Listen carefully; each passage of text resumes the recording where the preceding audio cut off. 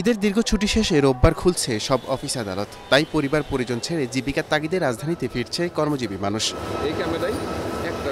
গ্রামের বাড়িতে পরিবার পরিজনের সাথে স্বস্তিতে ঈদের আনন্দ ভাগাভাগি করতে পেরে খুশি রাজধানীতে ফেরা মানুষ। খুবই আনন্দ ছিল, খুব মা বাবা ফ্যামিলির সবার সাথে ঈদ করতে পারছি, আলহামদুলিল্লাহ খুব খুব খুশি।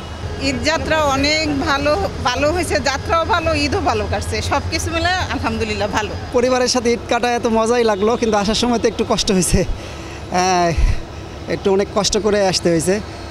ঈদের আনন্দ যেমন কাটছে, আসার মধ্যে সেই আনন্দটা একটু বিলীন হয়ে গেছে। এদিকে নির্বিঘ্নে যাওয়া আসা করতে পারায় সরকারের প্রতি কৃতজ্ঞতা প্রকাশ করেছেন অনেকেই।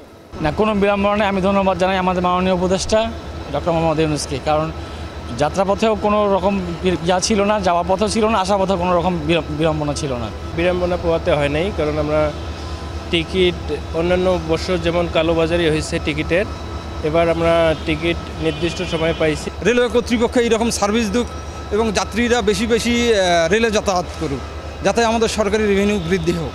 ঈদ যাত্রায় নিরাপদ নির্বিঘ্নে সম্পূর্ণ হয়েছে বলে জানান Kamalapur rail station manager Shahadat Hossain.